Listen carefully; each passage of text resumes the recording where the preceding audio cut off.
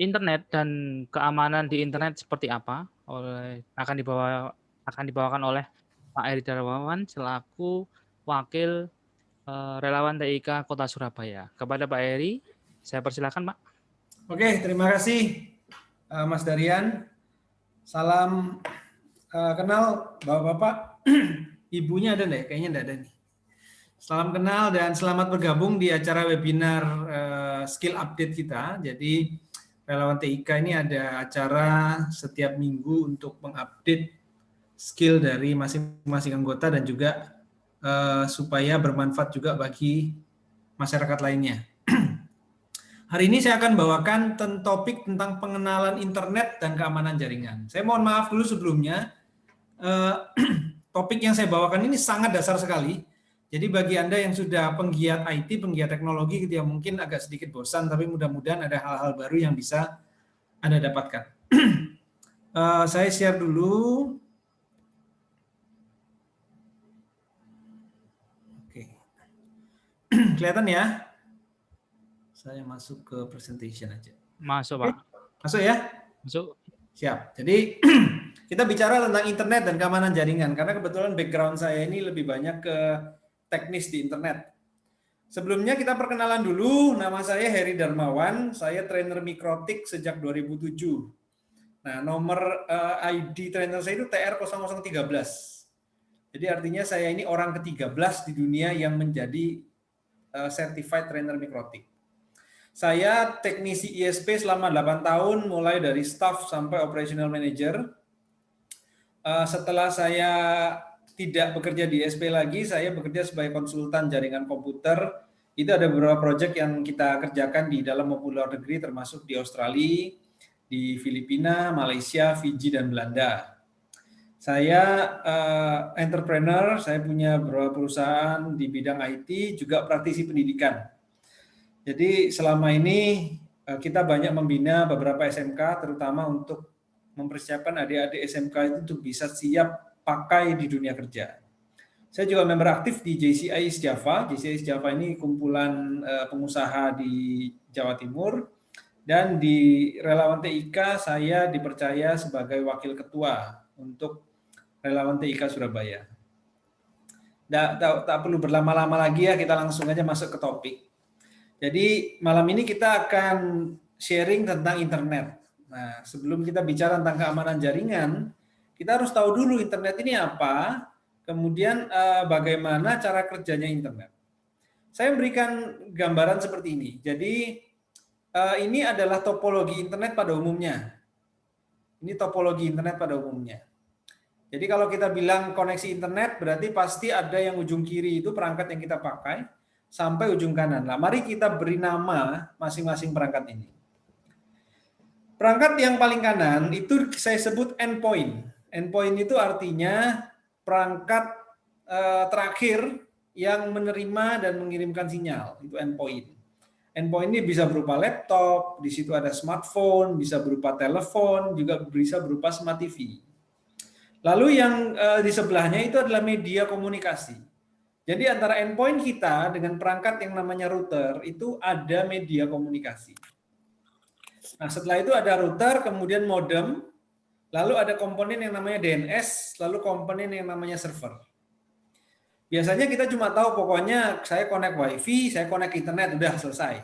Tapi ini adalah sebenarnya komponen-komponen yang berperan penting dalam koneksi kita dari endpoint menuju server. Kita akan coba bahas satu persatu. Kalau ada pertanyaan silakan ditulis di chat, nanti kita akan bahas sesudah semua materi tersampaikan. Jadi lebih enak nanti kita diskusi, mungkin bisa sekalian praktek. Oke, endpoint ini apa? Endpoint ini pada prinsipnya adalah alat yang kita gunakan untuk mengakses internet. Alat itu bisa berupa laptop atau komputer, gitu ya. Kalau zaman dulu kan komputer ya, sekarang orang lebih banyak pakai laptop atau bahkan tablet, smartphone. SIP phone itu buat telepon, kemudian smart TV buat nonton Netflix, buat nonton Disney Plus, atau mungkin buat nonton streaming IP TV manapun. Nah, untuk mengakses internet, perangkat-perangkat ini tidak bisa kalau berdiri sendiri. Jadi perangkat ini harus punya yang namanya IP address, alamat IP. IP address ini bisa didapatkan secara manual atau DHCP. Jadi pada prinsipnya pada waktu kita connect 4G gitu ya, maka BTS itu akan memberikan kita IP address. Pada saat kita connect ke WiFi, maka WiFi itu akan memberikan kita IP address. Kalau kita tidak dapat IP address, kita tidak akan bisa kemana-mana. Apa itu IP address? IP address ini adalah metode pengalamatan sebuah mesin. Jadi setiap mesin yang terkoneksi ke dalam satu jaringan pasti ada alamat IP-nya. Nah itulah alamatnya dia.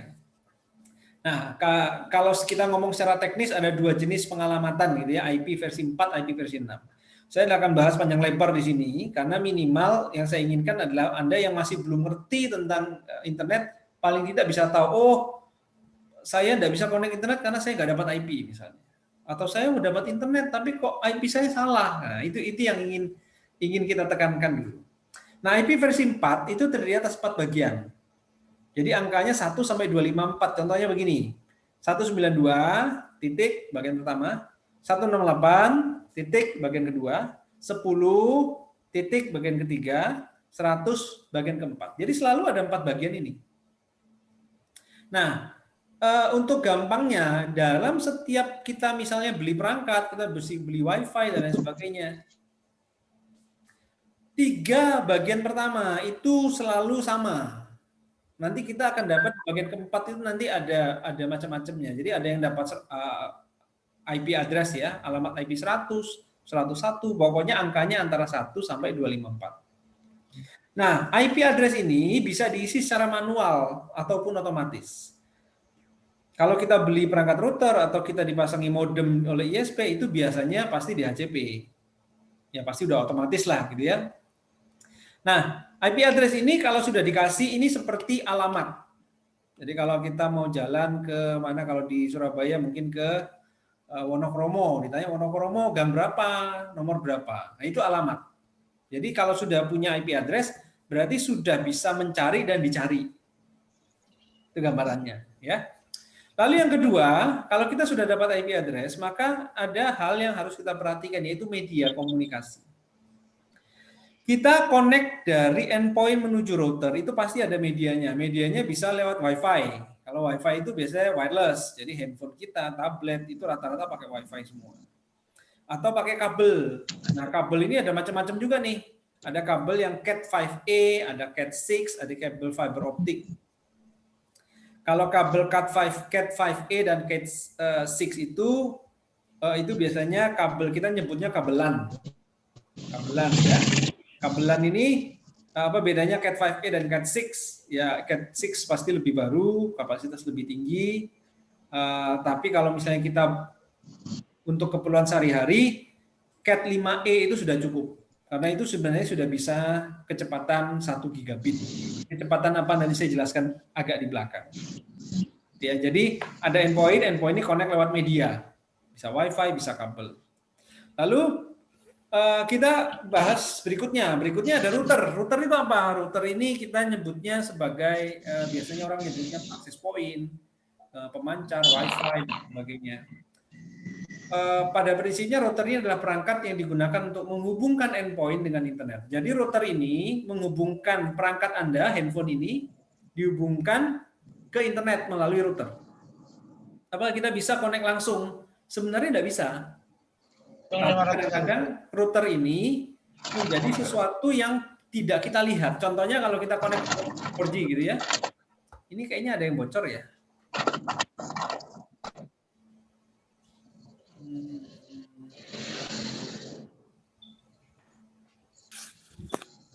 Oke, mohon maaf ya, saya mute dulu ya yang bocor-bocor ya.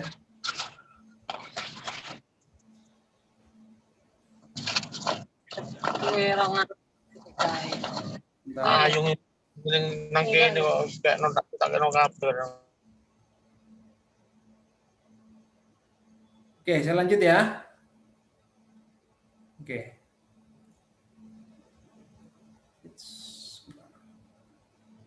Oke, saya lanjutkan.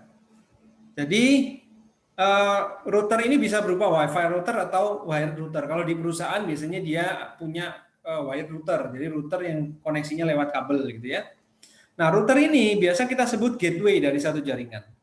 Jadi jaringan itu bisa saja satu kantor misalnya, atau misalnya Anda punya UMKM, ada karyawan yang bekerja di tempat Anda, punya 5 gadget. Nah, 5 gadget ini nanti gateway-nya adalah ke router ini, connect-nya ke router ini, jalur internetnya lewat router ini. Jadi ada istilah baru namanya gateway. Gateway itu apa? Gateway itu gampangnya, gateway itu gampangnya adalah pintu gerbang.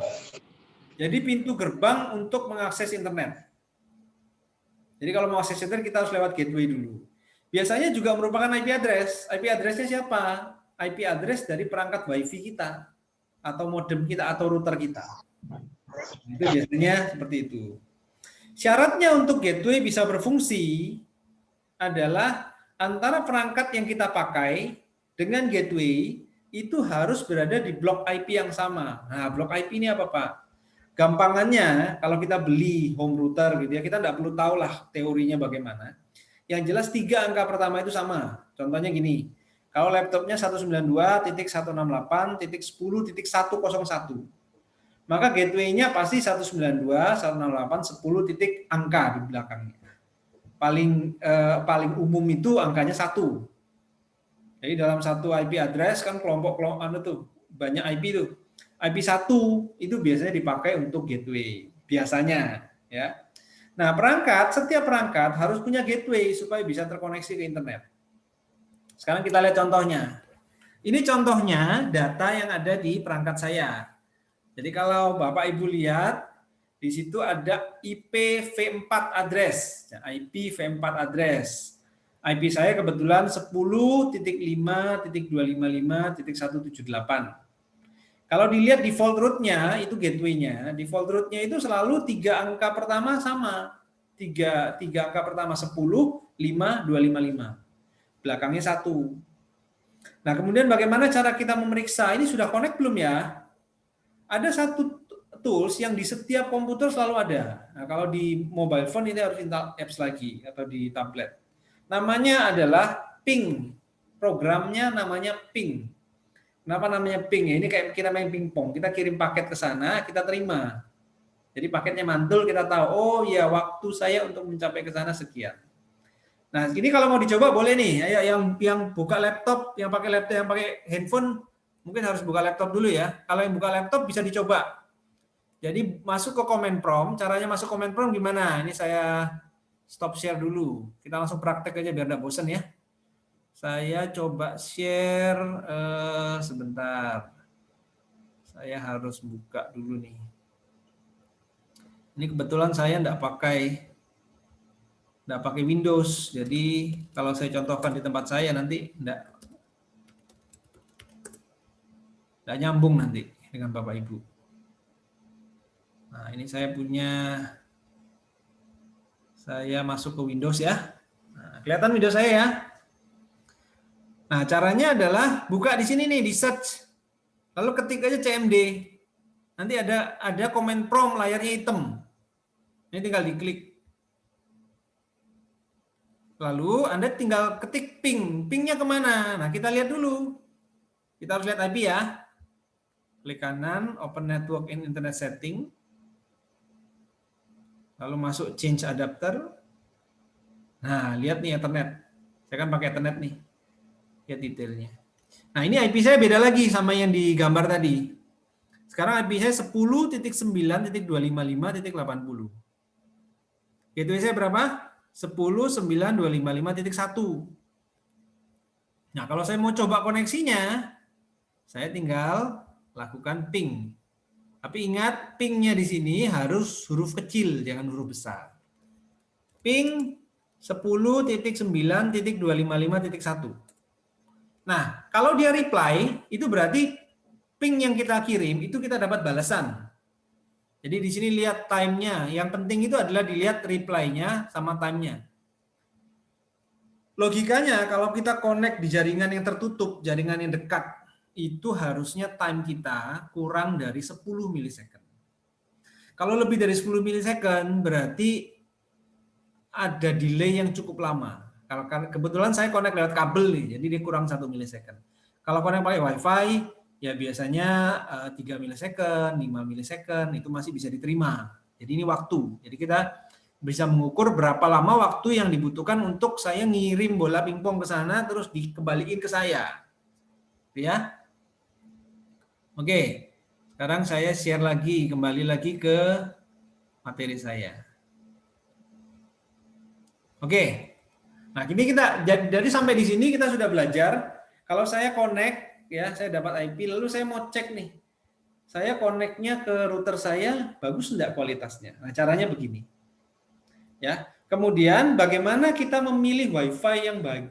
Misalnya, Pak, saya kok WiFi saya jelek ya di rumah, dipakai sama orang 5 aja kok lemot, gitu ya. Saya mau beli WiFi yang baru. Kira-kira bagaimana cara saya memilih WiFi yang baik? Nah, kita perlu tahu dulu bahwa WiFi, perangkat WiFi itu ada 2 frekuensi yang dipakai sekarang. Ada frekuensi 2,4 GHz dan frekuensi 5 GHz. 2 GHz dan 5 GHz. Bedanya apa, Pak? Kalau 2 GHz, kita lihat 2,4 GHz sebelah kiri, itu dia greater range, jaraknya dia lebih jauh, 300 feet. 300 feet itu ya kira-kira 100 meter ya. Kemudian universal compatibility. Congested, dia ini congested. Kenapa? Karena kalau kita lihat di sini ya, ini itu adalah jumlah frekuensi di 2,4, ini jumlah frekuensi di 5 GHz. Jadi pilihan frekuensinya 2,4 GHz itu sedikit sekali. Kalau 5 GHz pilihan frekuensinya banyak. Sehingga kalau Anda punya tetangga Anda punya WiFi gitu ya, kalau Anda pakai 2,4 mungkin nanti tabrakan frekuensinya, mungkin ya. Kalau 5 GHz itu non overlappingnya banyak, 24. Jadi Anda bisa pilih kalau ini jelek ganti frekuensi gitu ya. Nah, kenapa kok 2,4 itu frekuensinya kok terbatas? Karena ini agak teknikal ya. Jadi namanya 2,4 GHz, dia cuma 2400 sampai 2490 ya, 2499 lah kita bilang ya. 2499. Nah, 2400 sampai 2499 itu kan berarti kan ada 100 MHz ya, 100 MHz rentangnya. Nah, sedangkan setiap channel, setiap frekuensi itu butuh 22 MHz lebar pitanya. Kalau kita lihat ini kan dari sini ke sini. Channel 2 dari sini ke sini. Nah, kita lihat sendiri channel 1 dan channel 2 ini mereka bertabrakan. Kalau udah bertabrakan dipakai bersamaan pasti namanya interferensi terjadi. Sehingga secara logika, kalau Anda pasang 3 WiFi, jadi bukan berarti, oh saya pasang banyak Pak, 5 WiFi aja biar cepat sekali, enggak gitu. Kalau Anda pakai WiFi, ya frekuensinya pakai 2,4, maka secara teori hanya boleh ada 3 perangkat di tempat yang sama. Satunya pakai frekuensi channel 1, satunya pakai channel 6, satunya channel 11. Selain itu, pasti tabrakan. Kalau tabrakan pasti kecepatannya terganggu. Ya, ini logikanya, ini interferensi. Sehingga kalau kita lihat yang mana lebih bagus Pak, 2,4 atau 5 GHz? Kalau secara pemilihan 5 GHz lebih baik. Tapi jaraknya dia tidak sejauh 2,4. Nah, pertanyaannya adalah seberapa jauh sih Anda mau koneksi gitu kan? Kalau cuma di rumah aja ya 5 GHz masih oke lah. Nah, kemudian ini teknologi. Selain frekuensi, ini ada teknologi juga nih. Jadi kalau kita lihat ya, tahun 99 itu dikeluarkan teknologi yang namanya 802.11b. Nah, tahun 2003 ada teknologi G. Sebenarnya di antara tahun ini itu ada satu teknologi lagi yang nggak ditulis di sini, teknologi A. Jadi mungkin Anda sering lihat perangkat, kalau mau beli perangkat itu ada tulisannya A strip B strip G. Itu bukan ABG anak baru gede ya, itu artinya teknologi yang dia support itu A, B atau G. Nah, A, B atau G itu teknologi lama. Yang cukup baru itu ada teknologi N, 2009 ada teknologi N. N ini kapasitasnya bisa jauh lebih besar. Yang terbaru itu adalah AC. AC itu 2012. Tapi AC ini dia khusus. Dia hanya bisa bekerja di frekuensi 5 GHz. Nah, kalau Anda beli satu perangkat yang cuma support AC saja, dan laptop Anda tidak support AC, tidak bisa connect. Meskipun sekarang handphone baru, laptop baru itu rata-rata sudah connect, sudah bisa pakai yang teknologi AC. Yang terbaru 2015 itu adalah AC yang disempurnakan lagi menjadi namanya MU-MIMO. Multiple user, multiple input, multiple output. Jadi kalau N itu dia MIMO, multiple in, multiple out. Antenanya biasanya ada 2. Kalau zaman dulu antena itu cuma 1. Mulai N itu antena bisa 2, bisa 3, bisa 4. Jadi kalau Anda lihat, oh antenanya ada 4. Ya secara teori sih lebih bagus harusnya. Lebih bagus. Ya. Nah sekarang muncul lagi namanya MU-MIMO. Multi user, multiple in, multiple out. Sudah MIMO, multiple user lagi. Jadi dipakai untuk orang banyak itu dia lebih handal. Karena dia punya alokasi frekuensi untuk setiap pengguna. Jadi kalau nanti beli perangkat WiFi, ya perhatikan teknologinya apa. Kalau hanya N saja itu berarti teknologi tahun 2009. Kalau hanya AC, oke lah itu teknologi lumayan baru lah 2012 gitu ya. Tapi ingat kalau Anda beli yang AC, pastikan kok laptop Anda juga support ya. Nah, mari kita lihat. Jadi ini saya stop dulu, saya share screen yang lain ya. Saya buka. Kenapa? Ada pertanyaan. Oh, ada pertanyaan? Nanti aja atau sekarang? Boleh. Pertanyaannya apa? Kalau masih dalam topik, nggak apa-apa? Masih dalam topik ini. Gimana ngecek bahwa misalnya nih laptop saya itu termasuk mendukung BGN atau bisa ke AC atau bisa ke MIMO. Itu gimana? Dari Mas Muhajir. Oke. Kalau di sini, sebentar ya. Ini karena kebetulan saya mending share screen semua aja ya, biar kelihatan semua. Desktop. Entire screen. Ini kelihatan semua nih ya. Kalau saya ini kebetulan pakai Linux nih. Kalau Linux, saya bisa lihatnya di sini kayaknya. Wi-Fi.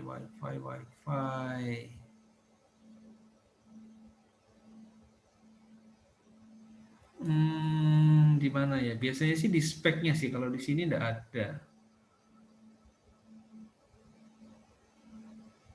Kalau di Windows harusnya kelihatan, cuma Windows saya nggak ada Wi-Fi, cuma LAN. Biasanya kita lihatnya dari mana ya? Dari driver mungkin ya. Kalau di Linux ini nggak bisa.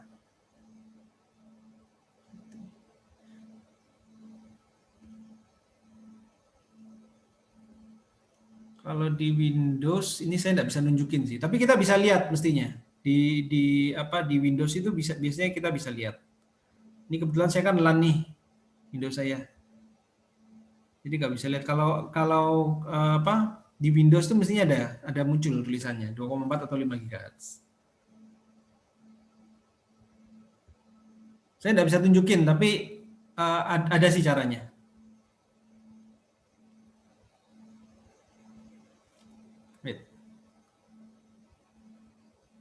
Pertanyaan yang lain ada lagi, Dar? Belum ada, Pak. Lanjut dulu. Saya lanjut dulu ya. Jadi cara ngelihatnya biasanya kita lihat spek ya. Kita lihat speknya atau nanti kalau di Windows itu, kalau saya tidak salah nih ya. Saya sih jarang pakai Windows sih. Kita bisa lihat di bagian kalau saya lihat itu biasanya di sini. This computer dia properties. Dia ada di device manager kayaknya. Nah, di device manager nanti bisa kelihatan nih bagian network ya. Nah, network adapter. Ini kalau di Wi-Fi-nya ada di sini nanti muncul. Kita bisa tahu dia support frekuensi berapa saja dan teknologinya apa aja. Ini biasanya kalau diklik kan dia ada advance nih. Kita bisa lihat di sini. Ini kebetulan saya tidak bisa demoin. Saya lanjut aja ya. Oke, next-nya. Nah, kalau tadi kita sudah bicara ini sampai di sini nih, ya, endpoint, media, router. Oke. Nah, untuk router ini bisa connect ke internet. Nah, sekarang kita masuk ke internet service provider. Untuk bisa connect ke internet, maka dia butuh modem. Modem ini adalah modemnya ISP. ISP harus naruh sesuatu gitu ya, yang connect ke jaringannya dia, connect ke internet, lalu kita colokin ke sana. Modem ini biasa disebut CPE. CPE itu singkatan dari Customer Premise Equipment. Artinya perangkat milik ISP yang dipasang di tempat kita.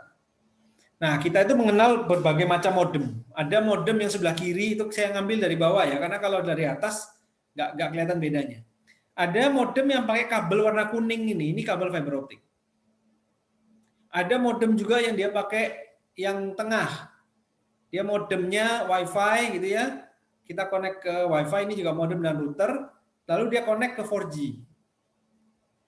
Ada juga yang bentuknya dipasang di atas rumah kita, bentuknya antena. Ini biasanya RT RW-net nih yang biasa pakai. Pada prinsipnya ketiga alat ini punya fungsi yang sama, menghubungkan jaringan kita ke internet. Dan alat ini adalah milik ISP. Kita biasanya tidak punya akses. Kalaupun punya akses, biasanya kita cuma punya akses untuk membaca saja. Untuk membaca. Nah, bagaimana cara kita tes koneksi ISP? Jadi kita udah colok, ISP-nya bilang, sudah bisa connect internet tuh. Gimana cara kita ngetes? Balik lagi, kita pakai program yang namanya ping. Nah, sekarang saya kasih program lagi yang namanya traceroute. Traceroute ini program untuk melihat jalur-jalur koneksi kita. Nah, kalau kita lihat tadi di sini, ini kan saya ping ke IP di ini saya ping 10.9.255.1. Ini IP gateway saya, kecil sekali milisecondnya. Sekarang saya coba ping keluar. Nah, biasanya yang paling banyak dipakai orang-orang itu adalah ping IP-nya DNS Google 8888 karena mudah diingat. Pokoknya ping 8888 bisa enggak? Oh, ternyata bisa. Nah, sekarang coba perhatikan. Kalau kita ping ke gateway kita itu lebih kurang dari 1 milisecond. Kalau kita ping ke 888 itu time-nya sudah 30 milisecond. Nah, kalau kita tanya lah, terus lewatnya kemana aja sih Pak? Nah, inilah fungsinya fitur traceroute tadi. Kalau di Windows, traceroute itu tulisannya TRACE, trace RT. Ya, kalau di Linux dia trace route lengkap. Kenapa? Karena Windows itu terbatas cuma 8 karakter. Maka traceroute spasi 8888. Nah, kalau traceroute nanti kita lihat, kita itu lewat jalur apa saja. Oke, gateway kita masuk ke IP ini 103, lalu masuk ke ini ada namanya IPSP WOREC lagi, masuk ke entity. Nah, kita bisa lihat, oh ternyata jalur saya itu lewat sini. Wah, ini panjang jalurnya 200, terus balik lagi ke 30 milisecond. Kita bisa tahu kondisi jalur yang dilewati untuk mencapai 888 itu kemana saja. Dan butuh waktu berapa lama. Nah, jadi ini kelihatan nih. Traceroute ke DNS titik Google. Ya. Dari IP 10.9.255 ke IP ini dia butuh 15 hop. 15 hop itu artinya dia melewati 15 perangkat untuk sampai ke sana. Ya. Jadi ini caranya untuk memeriksa koneksi ISP kita. Jadi kalau kita mau tahu ISP kita bagus enggak ya? Traceroute aja 8888. Berapa waktu yang dibutuhkan? Ya.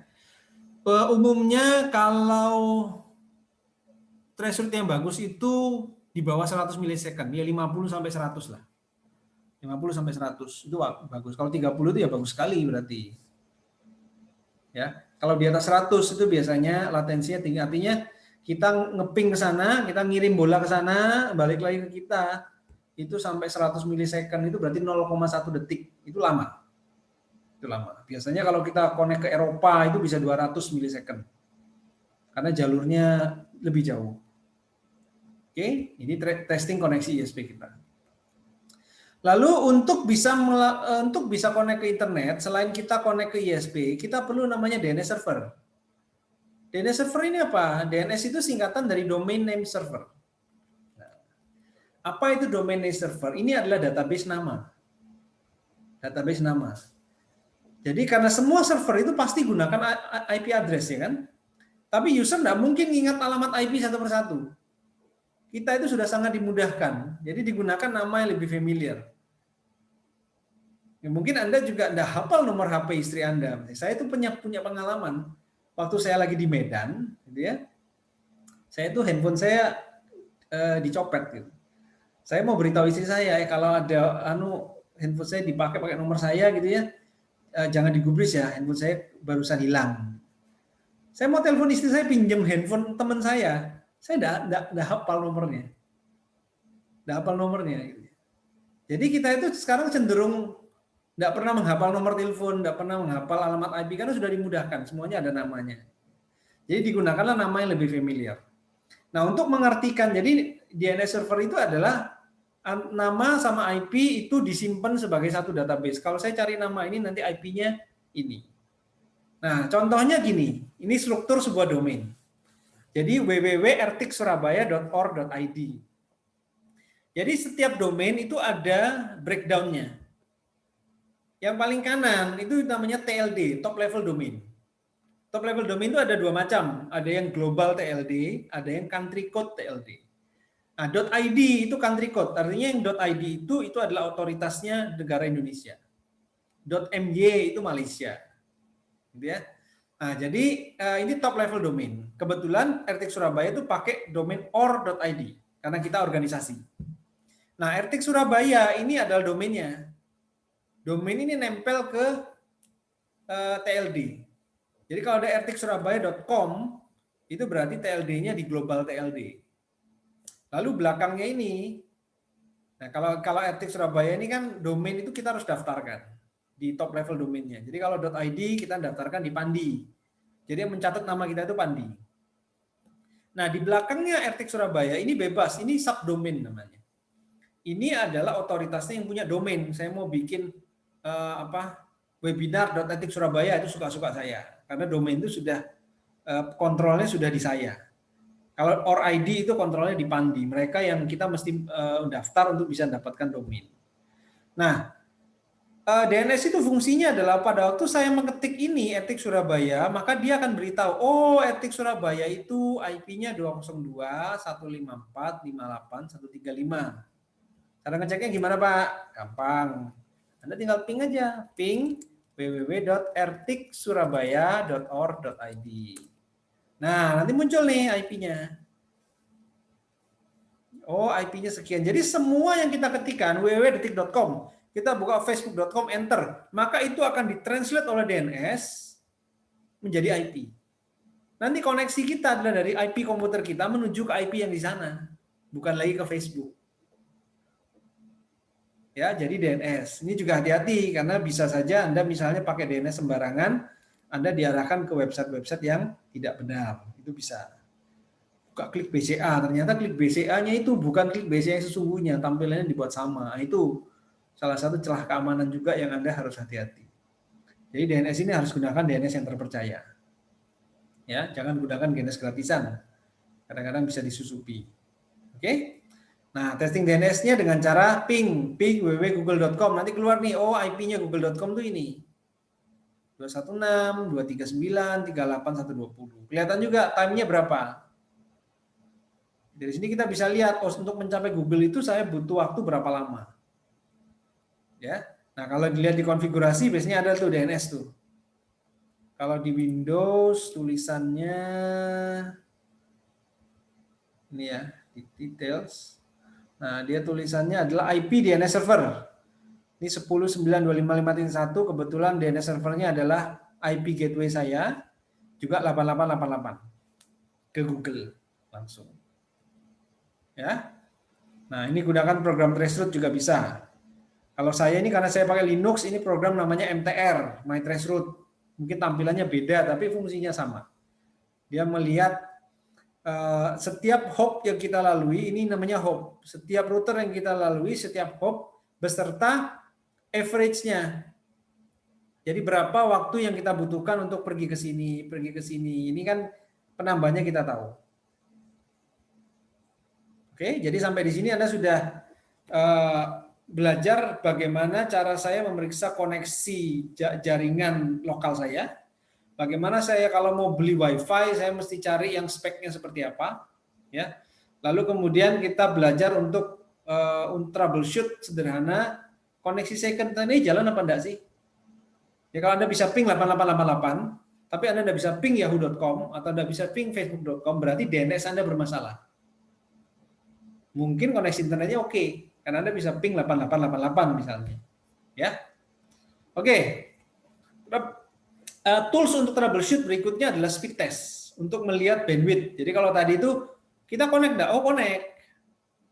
Ya, connect. Tapi berapa sih bandwidth yang kita dapat? Nah, kita bisa pakai speedtest.com.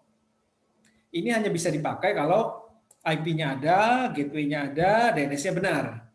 Kalau salah satu nggak ada, ya nggak bisa Anda buka website ini. Ya, kalau di handphone juga ada aplikasinya, speed test. Jadi speed test ini menunjukkan ke Anda, ping Anda berapa, download Anda berapa, upload Anda berapa. Ya, ping Anda berapa, download Anda berapa, upload Anda berapa.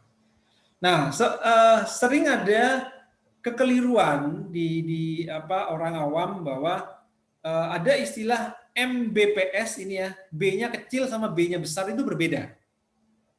Jadi kalau B-nya kecil itu kegunaan untuk apa, B-nya besar itu untuk apa? Nah, ini saya jelaskan.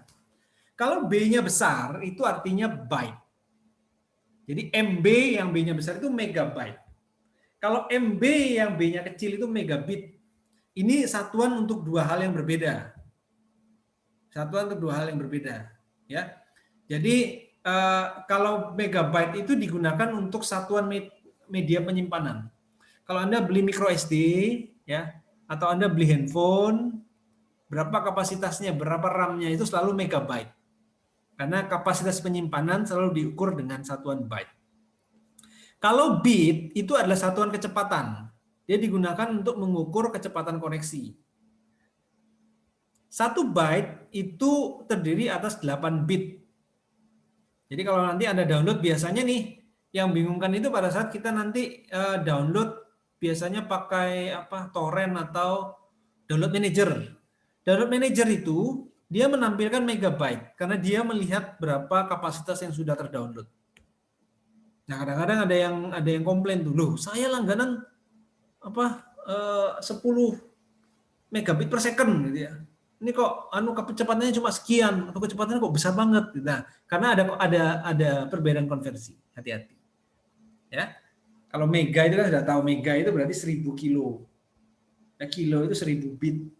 Tapi di komputer sebenarnya bukan 1000, tapi 1024. Kenapa? Itu ceritanya lain lagi. Itu karena hitungannya adalah hitungannya dari bit. Dari angka 1 dan 0. Tapi supaya gampangnya konversinya ya pokoknya 1000 bit ke kilo 1000, kilo ke mega tambah 1000, mega ke tera tambah 1000, udah gampangnya gitu. Oke? Nah, kadang ada lagi pertanyaan nih. Saya langganan 10 mega, Pak. Tapi pakai wireless, saya pakai modem 4G nih, Pak. Modem 4G bisa 30 mega loh, Pak. Tapi kok lemot, Pak ya? Nah, karena media itu juga menentukan. Media itu menentukan latensi kita berapa. Media menentukan latensi kita. Jadi 10 Mbps fiber optik dengan 10 Mbps wireless analoginya tuh kayak gini. Ya, kalau Anda pakai 4G gitu ya, itu kayak Anda itu naik 10 sepeda motor 10 Mbps gitu kata-kata, 10 Mbps. Jalurnya itu untuk 10 sepeda motor tapi jalannya makadam. Jadi untuk dari satu titik ke titik lain itu lambat. Mana bergoncang-goncang dulu. Kalau Anda pakai wireless itu jalannya seperti jalan yang sudah dihalusin, sudah dikasih pasir gitu ya. Tapi tidak akan secepat kalau Anda naik jalan tol. Nah, fiber optik itu seperti Anda itu sama-sama untuk kapasitas 10 sepeda motor, tapi satunya sepeda motor, satunya makadam. Nah, perbedaannya di sana. Ya, jadi tidak melulu Anda itu cuma melihat bandwidth-nya seberapa, tapi lihat juga latensinya berapa. Itu penting. Semakin kecil latensinya, berarti Anda itu semakin cepat untuk ke sana. Jalan Anda itu jalan tol. Kalau latensi sampai 100 milisecond itu berarti kayak Anda itu naik makadam, naik sepeda motor makadam. Secepat apapun kecepatan Anda, ya Anda akan bisa lebih cepat dibandingkan Anda naik tol. Kan gitu ya. Ini analoginya. Oke, sampai di sini ada pertanyaan enggak? Karena ini keamanan berinternet ini bagian terakhir. Ada pertanyaan, Pak? Siap, pertanyaannya apa? Terkait dengan DNS nih. Ya. Apakah memang ada kebijakan dari Kominfo jika user harus menggunakan DNS dari ISP? Bagaimana jika tidak menggunakan DNS dari ISP? Apakah ada dampak bagi user dan ISP? Terima kasih. Oke. Jadi pertama seperti saya bilang tadi, gunakanlah DNS yang terpercaya. DNS itu banyak sekali di luaran. Anda ada free DNS. Tapi hati-hati, misalnya saya mau cari clickbase.com. Kalau misalnya Anda pakai DNS-nya ISP, berarti kan DNS ISP ini kan pasti tunduk terhadap aturan Kemenkominfo. Kalau Anda buka clickbase.com, maka pasti nanti dia IP-nya clickbase. Tapi kalau misalnya dia tidak membuka clickbase, Anda bisa komplain ke ISP-nya. Loh, aku buka clickbase kok kamu arahkan aku ke website spam, dan itu bisa diperkarakan. Tapi kalau misalnya Anda pakai website DNS gratis, gitu ya, DNS gratis, oh ini enak Pak, nggak ada filternya, semua website boleh buka. Tapi ternyata ada disusupi malware, dia mengganti nih. Clickbase.com, IP-nya bukan IP-nya ClickBase, IP-nya dia. Tampilannya dibuat sama, Anda masukin user password, kode autentikasi di BCA, ya amblas. Itu resikonya buat kita sendiri. Itu resikonya buat kita. Nah, beberapa ISP itu sudah melakukan kebijakan karena untuk menghindari hal-hal seperti itu, beberapa ISP mengambil kebijakan bahwa DNS-nya mereka ya hanya bisa diakses oleh IP dari mereka sendiri, supaya juga tidak ada DNS attack. Karena DNS attack itu salah satu attack yang karena DNS ini kan traffic yang pasti diizinkan. Pasti diizinkan. Dari semua ISP pasti traffic DNS itu diizinkan. Nah, karena pasti diizinkan, maka itu bisa jadi satu saluran untuk hacker itu masuk. Karena tidak mungkin ada firewall-nya DNS ini. Pasti port itu dibuka. Jadi kayak pintu itu pasti dibuka. Tinggal nanti autentikasinya di dalam, kan? Nah, sehingga ISP banyak yang melakukan kebijakan untuk memprotek DNS-nya dia sendiri. Ada juga DNS yang ya banyak sih yang DNS kayak Nawala dan lain sebagainya. Selama itu bisa dipertanggungjawabkan sih tidak apa-apa. Google apakah boleh Pak? Ya terserah, itu resiko Anda tahu sendiri lah. Meskipun di ISP, beberapa ISP juga ya, beberapa ISP meskipun Anda saya mau pakai DNS Google, maka begitu masuk ke jalurnya dia, itu selalu dibelokkan ke DNS-nya ISP itu sendiri. Itu ada. Sehingga tetap aja keblok. Itu sesuai dengan aturan pemerintah sih. Gitu sih jawaban saya. Kira-kira menjawab enggak nih? Atau masih ada Masih ada beberapa pertanyaan, Pak. Ya, kalau masih terkait, lanjut aja. Ya, apa ada bahasa awam, Pak, untuk menjelaskan ke user agar user tuh harus menggunakan DNS dari ISP, ya kan? Mungkin kalau dijelaskan tadi kan bahwa biar aman salah satunya, ya kan? Nah, mungkin ada bahasa awam lagi nggak, Pak, yang bisa disampaikan gitu kan? Kalau menurut saya sih ya masalah keamanan itu aja ya.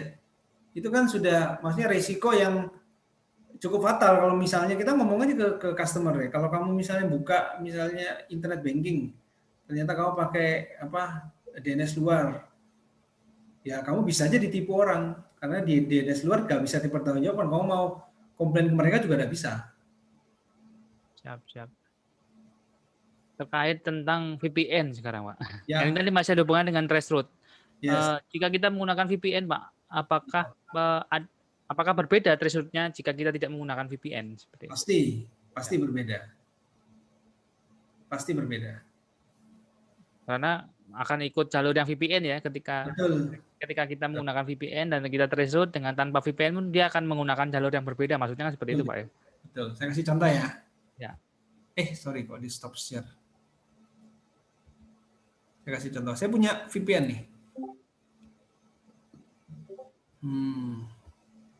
Ini saya coba traceroute, tapi saya lupa VPN saya ini apakah bisa internetan? Kayaknya bisa internetan sih.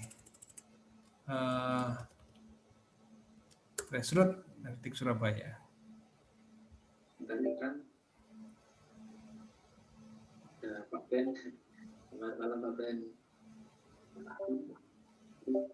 Nah, sekarang saya nyalakan OpenVPN saya. OpenVPN.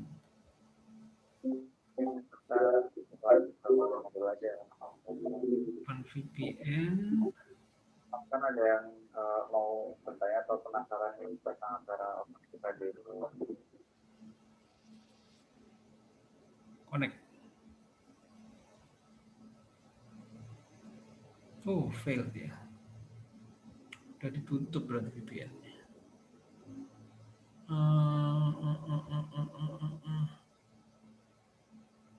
VPN dari sini.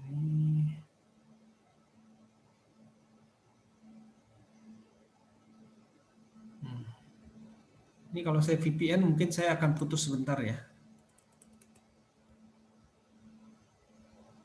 Saya VPN dari ini deh, dari laptop deh. Saya traceroute surabaya.org.id.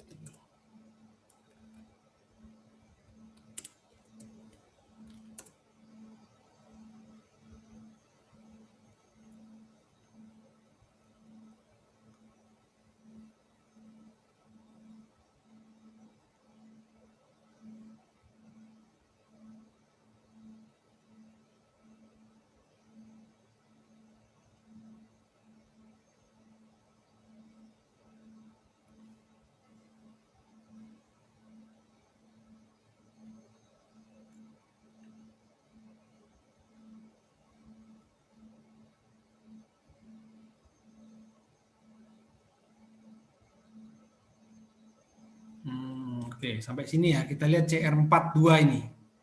Sekarang saya nyalakan VPN saya.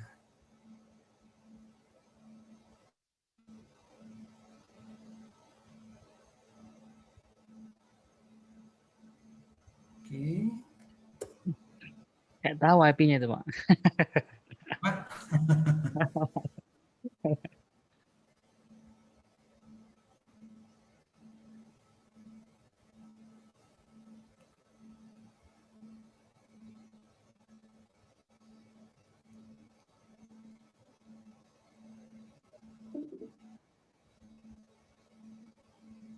Nah. Belum nih. Oke, perhatikan ya. Tujuan kita tetap akhirnya 202154. Ya, 411. 411 kan? Tapi lihat, kalau saya tidak pakai VPN, jalur saya itu lewat ini, Fastnet. Karena saya pakai First Media. Kalau saya pakai VPN, maka jalurnya lebih pendek. Tapi perhatikan latensinya. Kalau di sini cuma 40 milisecond, ini sampai 400. Kenapa saya muter dulu? Saya muter dulu dari First Media ini, saya muter ke ISP satunya, dari ISP satunya baru ke Ketik Surabaya. Pasti ada efeknya. Saya close dulu. Walaupun Jadi ada efeknya lebih sedikit, Pak ya. Ya, hopnya lebih sedikit, tapi latensinya bisa jadi lebih tinggi. Ya, Yang mana lebih bagus? Ya lebih bagus hopnya panjang tapi latensinya lebih rendah. Oh, I see. Gitu. Ini belajar baru tahu saya, Pak, kalau yang ini, Pak. Ya. Nah, hati-hati juga dengan VPN. VPN itu artinya kita kan melewati jalurnya orang. Nah, kalau misalnya yang bikin VPN ini mengkolek data kita, kita juga tidak bisa apa-apa loh. Jadi hati-hati, ada plus minusnya. Nah, kalau saya kebetulan VPN itu milik saya sendiri, routernya punya saya sendiri, jadi ya suka-suka saya. Saya tahu itu aman. Tapi kalau pakai VPN di luar, ya katanya oh supaya VPN supaya kalau kita nanti dari publik, misalnya kita di hotel ada komputer kita mau buka klik BCA lebih aman. Iya aman. Ya jalurnya lewat jalur orang, tapi kalau di sana diambil ya kita tidak tahu. Kan gitu. Ya. Ya. Oke, ada pertanyaan lagi?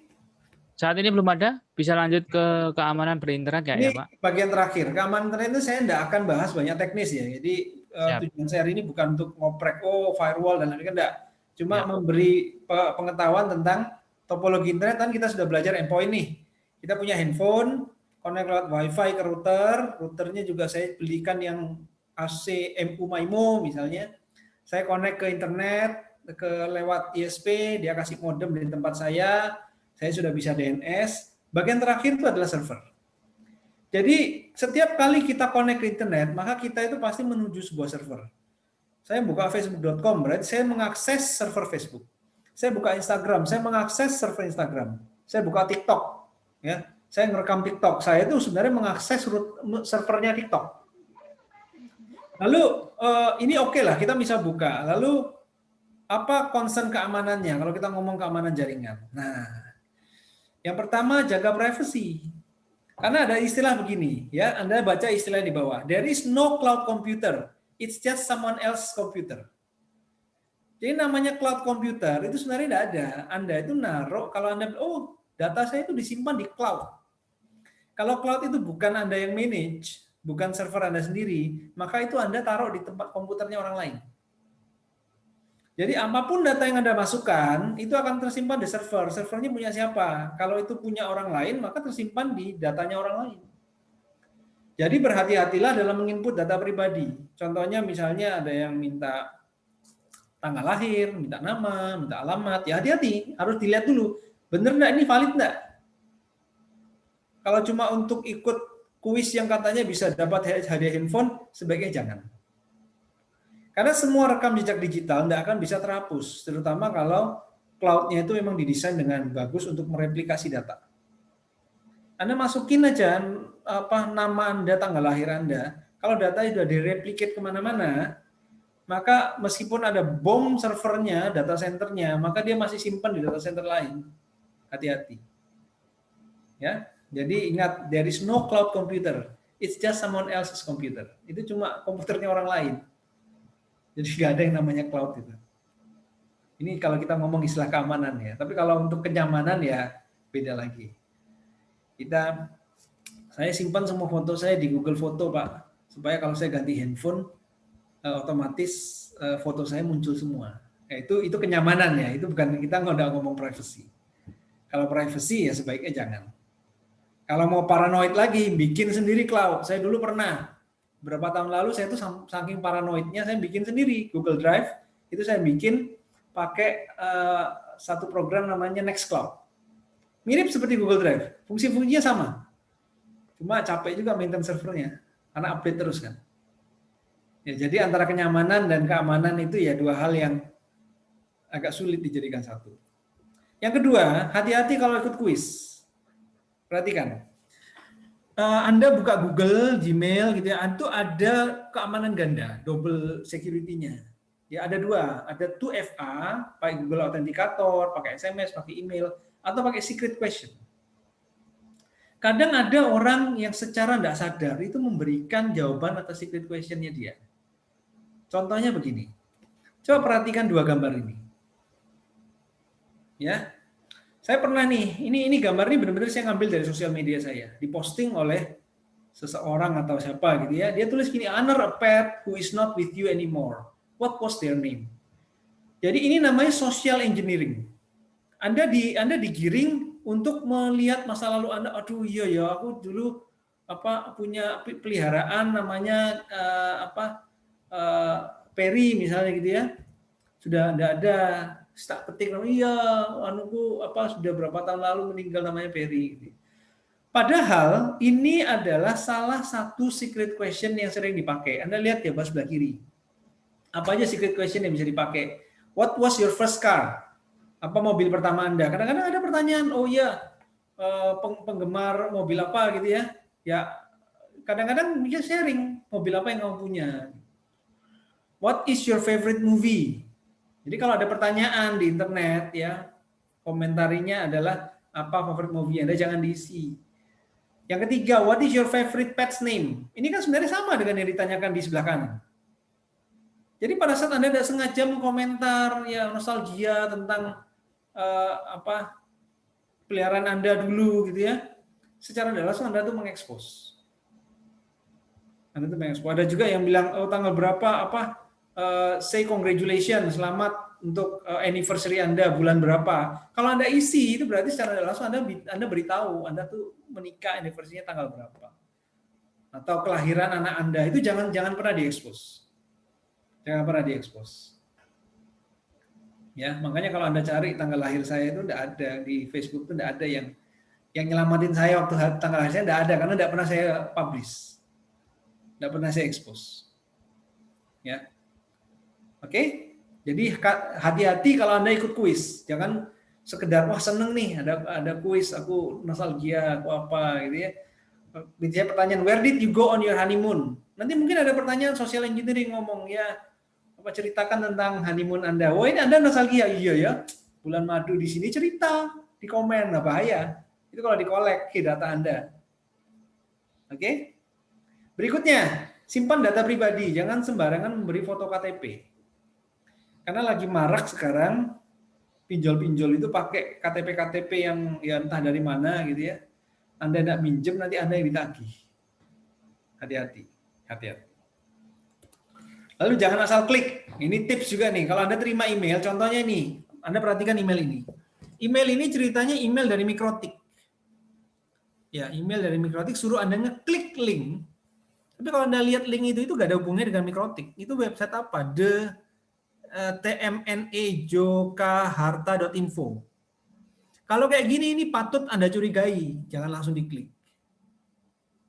Ya, terutama kalau ada yang ngomong hadiah, ada yang ngomong warisan atau apa ya, hati-hati.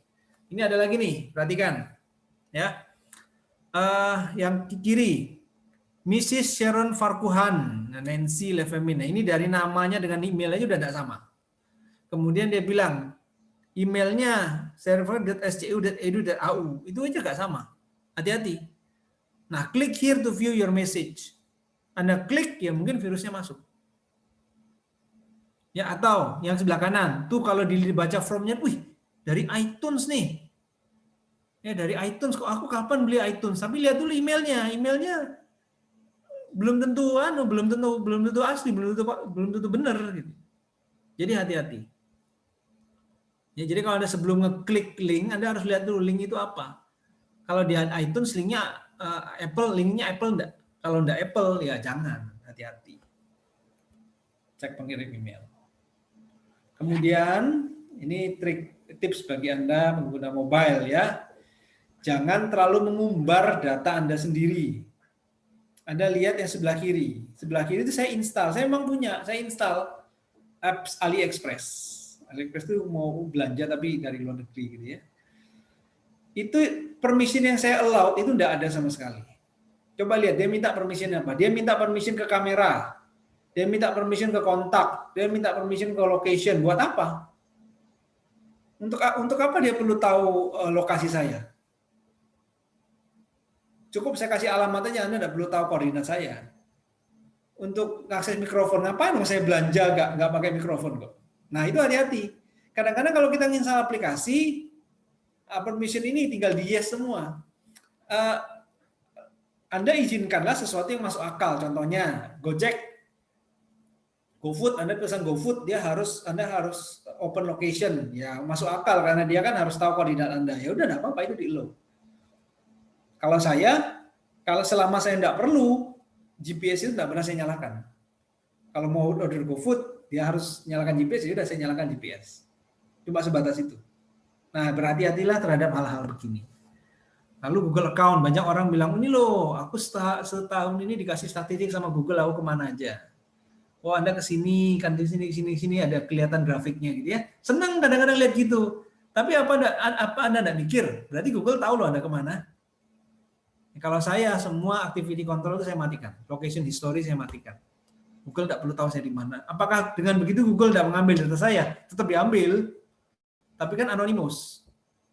Mereka tetap mengambil statistik. Tapi anonymous. Jadi dia enggak nempel ke account saya. Ya, jadi ini beberapa tips untuk keamanan jaringan. Oke, sampai di sini presentasi saya. Mungkin kita buka Q&A aja, silakan pertanyaan bebas ya. Mau nanya apa boleh. Ada yang mau open mic yang Boleh, pertama. silakan. Pak Waldi, silakan Pak Waldi. Monggo Pak Waldi. Pak Waldi. Tes, apa masih di room? Pak Waldi. Selamat malam Pak. Iya, malam Pak. Pak Waldi. Ya. Ini Pak tadi agak terputus ya, soalnya sinyalnya susah di sini. Ya, ya. Siapa? Ini Pak ada yang perlu saya tanyakan. Ya. Ini Pak berkaitan dengan pengalaman waktu ujian nasional. Ya. Jadi daerah kami sini kan daerahnya memang ada sinyal, tapi kadang-kadang juga kadang hilang. Tapi bagaimana sih Pak? Apakah bisa misalnya di daerah kami ini, di daerah sekalian sebagian kan daerah blank spot. Ya. Apakah bisa ini Pak untuk nggak perlu jaringan memakai maksudnya segala router segala mikrotik apa gimana tuh Pak? Bisa nggak Pak? Nggak bisa sih Pak. Tetap semua ISP pada prinsipnya ISP Bapak pakai 4G pun 5G pun gitu ya. Mereka ISP ini harus tetap menginstal pemancarnya. Ya, pemancar itu adalah modemnya mereka.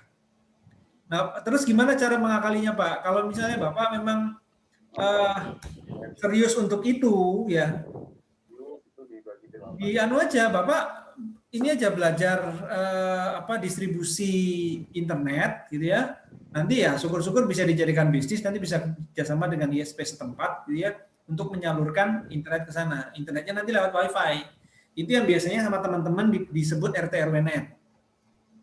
Jadi RT/RW-net menyebarkan tentu saja yang perlu Bapak perhatikan selain teknisnya kan mungkin mudah.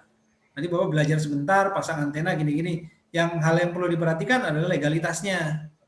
Jadi jangan sampai niatnya baik untuk membantu supaya desa ini akses internetnya kurang, Pak. Niatnya baik, tapi caranya salah. Itu juga nanti akan bermasalah.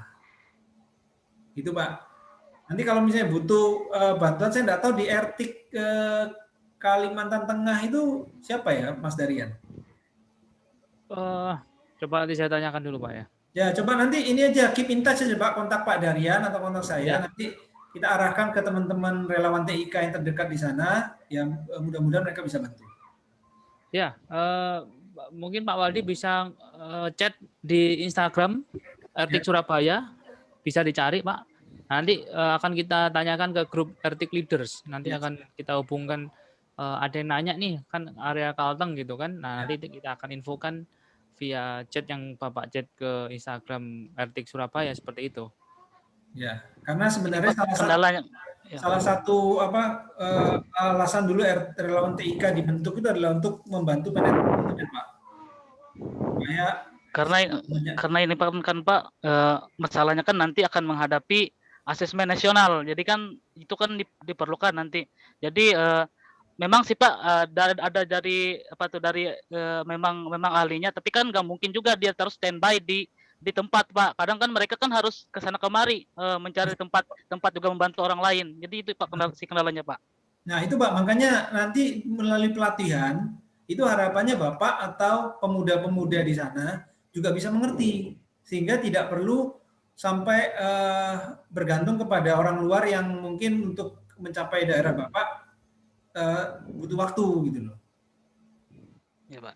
Ya, jadi kalau kita di relawan TIK biasanya kita itu lebih banyak mengajarkan supaya Bapak bisa mandiri, misalnya troubleshoot jaringan dan lain sebagainya itu bisa dilakukan sendiri, juga bisa lebih cepat nanti. Iya Pak. Gitu Pak Waldi. Ya terima kasih ya Pak ya. Oh ya, oke Pak. Sama-sama. Kemudian ada solusi nanti Pak di sana. Ya. Jangan lupa, misalkan nanti ada Bapak bisa kontak-kontak di Instagram RTIK Surabaya. Ya. Seperti itu.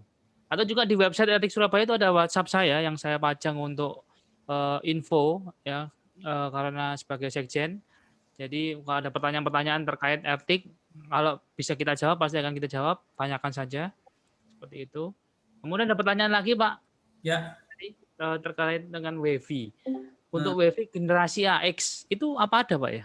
AX ada, AX itu terbaru, cuma masih belum banyak. Jadi gini, perangkat-perangkat pemancarnya sudah banyak, tapi perangkat receivernya masih sedikit. Jadi handphone yang support AX, laptop yang support AX itu masih sedikit. Itu sebabnya penggunanya masih belum terlalu ramai.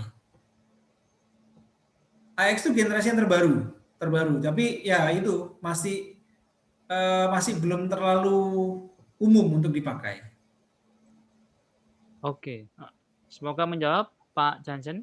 Atau mungkin mau open mic silakan ya. Resen nanti akan saya infokan. Seperti itu. Kemudian ada pertanyaan lagi tentang proxy Pak. Apa bedanya proxy dengan VPN, Pak Eri? Nah, proxy ini saya dulu. Proxy itu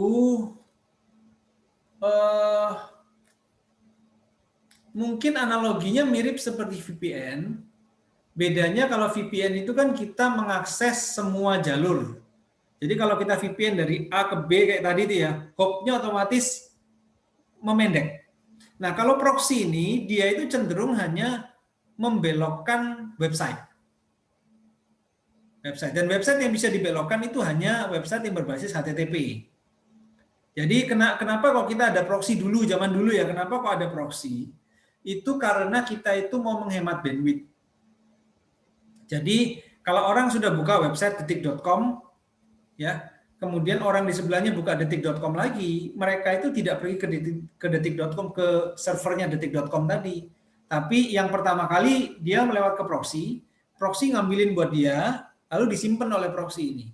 Di cache istilahnya. Nah, saat orang kedua mau mengakses detik.com, dia cek, oh ternyata detik.com ada di cache saya, ya saya ngambil di cache. Nah, zaman sekarang proxy ini sudah kurang relevan. Yang pertama, karena proxy ini tidak aman. Bisa saja yang buat proxy ini menyisipkan iklan atau menyisipkan kode-kode di setiap ininya, di setiap website yang dikembalikan ke user. Itu yang pertama.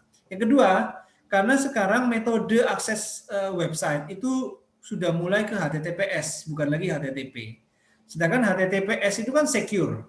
Kalau HTTPS dilewatkan proxy, maka unsur secure-nya hilang.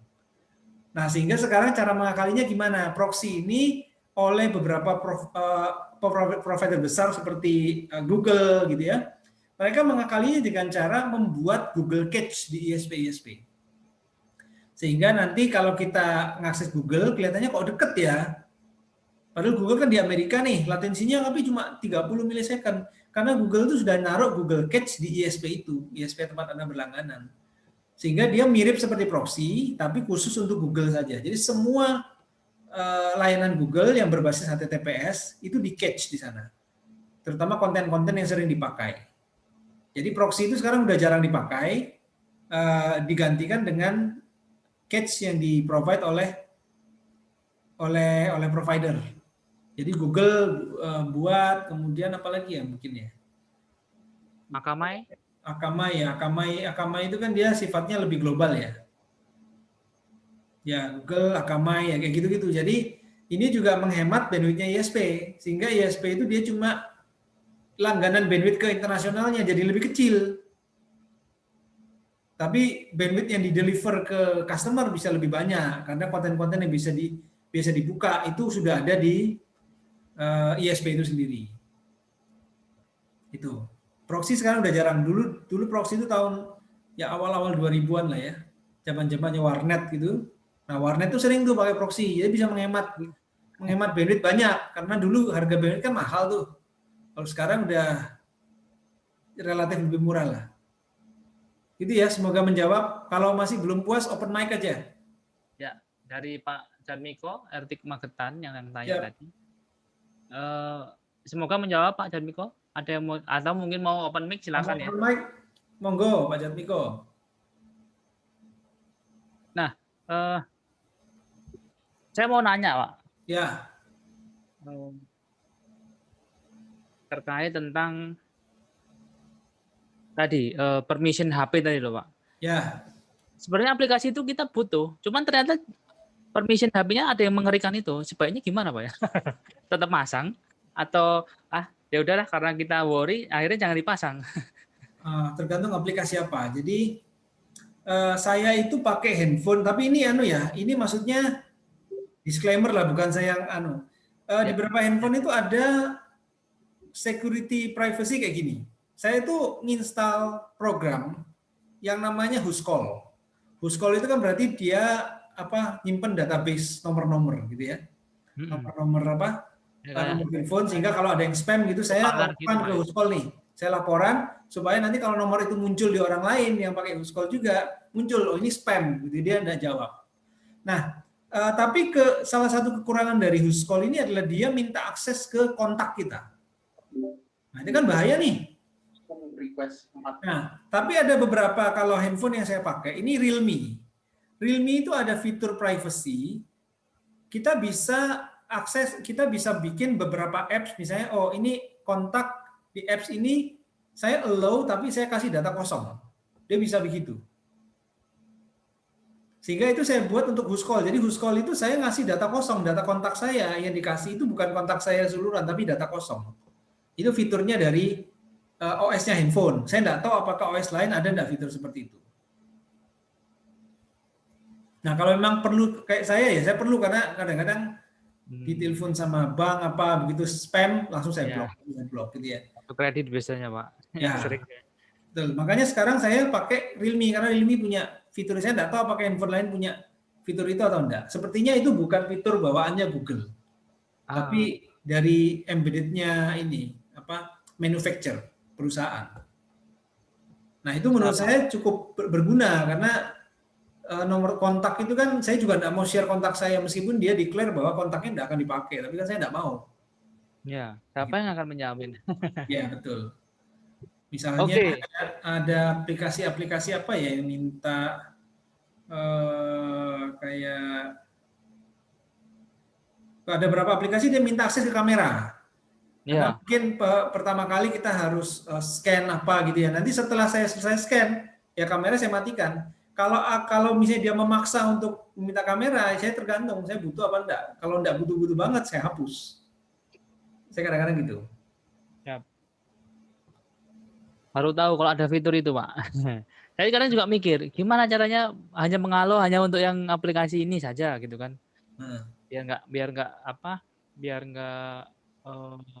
ya nge-get terus gitu kan. Takutnya kan ada ketakutan, saya juga ada ketakutan seperti itu. Jadi kalau kita nggak pakai, ternyata dia running on background, itu yang kadang-kadang saya ngeri sih. Kalau Android yang versi terbaru itu bisa lebih spesifik sih.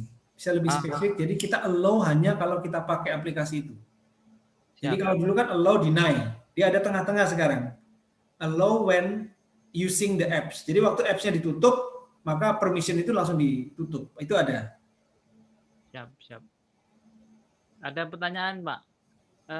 Bikin cloud sendiri, Pak. Yang termurah biaya berapa, Pak?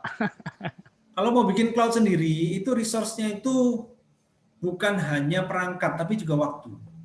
Saya pernah paranoid sekali, sampai saya bikin itu Nextcloud saya bikin. Email saya pakai Zimbra. Ya. Terus apa lagi ya waktu itu ya? Yang tidak bisa saya gantikan itu Maps. Saya cari Maps pengganti Google Maps, nggak ketemu yang sebagus itu. Sempat waktu itu ketemu aplikasi apa gitu, tapi development-nya kurang bagus, karena itu kan namanya juga free gitu ya. Ada OpenStreetMap. OpenStreetMap. Tapi OpenStreetMap pun masih banyak kesalahan, karena itu kan memang volunteer kan. Ya, betul. Ya, jadi kadang-kadang nyari alamat itu tidak sebagus Google. Ya mau gimana lagi. Tapi akhirnya saya berpikir bahwa ada beberapa data yang memang kita ya nothing tulus lah ya. Kadang-kadang kayak ya KTP juga kita kadang-kadang mau beli tiket kita ngasih ke teman kita sama dia disebarkan juga kita juga tidak tahu. Ya kita berusaha memprotek sebisa kita. Tapi kalau kita mau bikin cloud sendiri, harganya itu menurut saya masih mahal. Mahalnya itu bukan mahal di servernya juga mahal ya, tapi mahalnya nanti di waktu.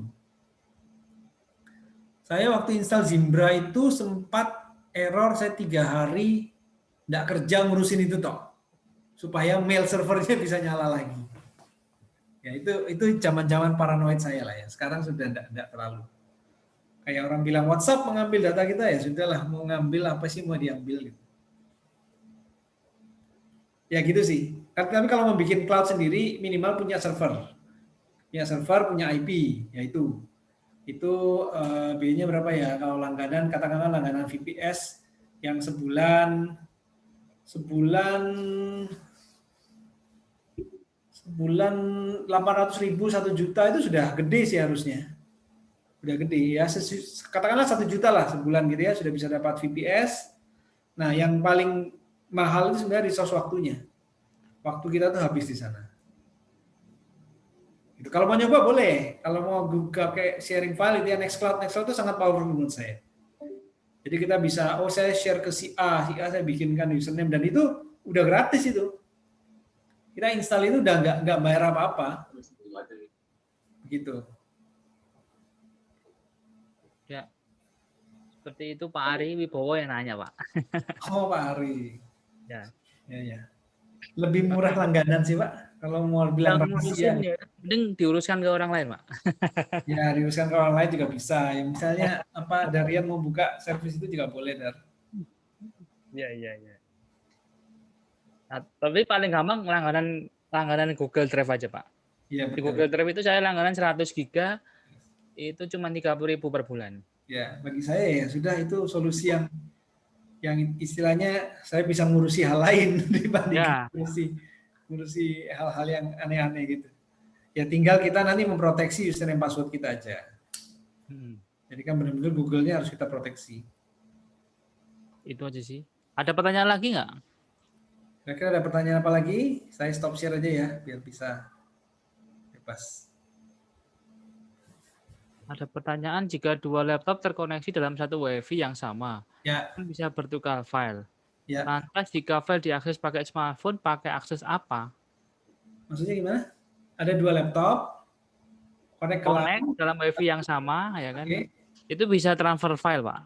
Oke. Kan? Lantas jika file diakses pakai smartphone, smartphone-nya di luar. Oh, mungkin ini filenya di lokal, tapi pengen diakses dari luar pakai smartphone. Ya, itu secara teori harus ada IP publiknya. Jadi kalau IP address yang saya sebutkan tadi, yang kita main-main tadi itu sebagian besar itu IP lokal. Nah, ada lagi namanya IP publik. IP publik itu bisa diakses. Nah, kalau sudah itu penjelasannya sudah terlalu teknis. Itu mungkin ya japri aja lah. Nanti kalau misalnya mau tahu itu saya japri enggak apa-apa karena itu penjelasannya agak panjang. Ya. Apakah bisa? Bisa. Cara paling gampang ya pakai Google Drive, taruh di Google Drive, nanti di handphonenya langsung bisa connect. Ya itu masalah trust saja sih. Saat ini sih kalau saya ngomong trust itu adalah bahwa saat ini belum ada isu tentang kebocoran dari Google sampai saat ini, ya kan. Apabila nanti ada kebocoran, nah itu patut kita meragukan. Ya. Kalau dari provider dari provider lain ada nggak? Saya juga belum tahu. Tapi ya tadi mungkin saat ini sampai detik ini kampus-kampus pun juga seringnya pakai Google Suite for Education, Pak. Itu kalau saya ngelihat malah hampir semua penelitian ditaruh situ semua, kan? Akhirnya kan, apakah Google bisa ngelihat data yang ada dalam Google Drive? Bisa, pasti bisa banget. Pasti bisa. Kalau kita buat lokal sendiri aja kita bisa ngelihat data kita sendiri ya kan, Pak? Kalau kita cari sebagai admin ya. Betul. Itu. Jadi kadang-kadang paranoid berlebihan itu juga tidak baik. Saya belajarnya ya itu beberapa tahun yang lalu. Saya sempat paranoid luar biasa, semua saya mau replicate. Apa yang Google punya mau saya replicate, cuma ya waktunya habis di sana. Ya. Kalau pakai Google Unlimited sudah, tapi pengen coba pakai file-file yang akses dengan IP. Oh gitu. Bukan IP publik tapi di IP lokal. Ya IP bisa lokal, sih. ya. Bisa. Jadi ya mesti install aplikasi sih. Jadi kita harus tahu dulu metode transfer filenya apa. Jadi kalau laptop ke laptop, kalau sama-sama Windows, itu biasanya pakai Samba. Jadi tinggal katakan aja Mas Lutfi. Gimana? Ya, ada. Monggo Pak, open mic monggo. Maka ada lagi yang mau diuploadin? Pak Eri? Ya. Kalau saya habis ini mau ada acara. Oke. Ya. Kalau tidak ada pertanyaan lagi, ya. Mungkin kita akhiri acara untuk webinar malam ini ya. Yes, semoga bermanfaat ya. Ya. Kalau masih pengen tanya-tanya, jangan sungkan-sungkan untuk kontak-kontak RTIK Surabaya. Foto dulu bareng Mas Darian. Oh, benar. Ya, silakan. Tolong kameranya dinyalakan.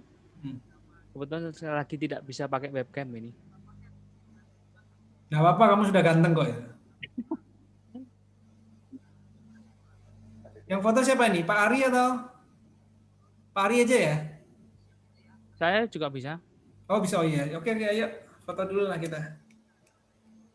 Jadi silakan dinyalakan kameranya yang berkenan.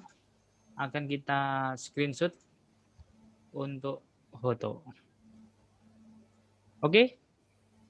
Saya hitung 1, 2, 3.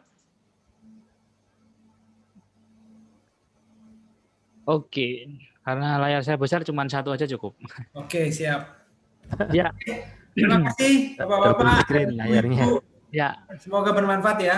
Makasih Pak Eri. Ya, terima kasih Ya. Pak Ari, Pak Eri, Ya. matur nuwun ilmu-ilmunya. Terima kasih, terima kasih. Selamat malam semuanya. Malam semuanya, sampai jumpa di lain kesempatan. Warahmatullahi wabarakatuh. Waalaikumsalam.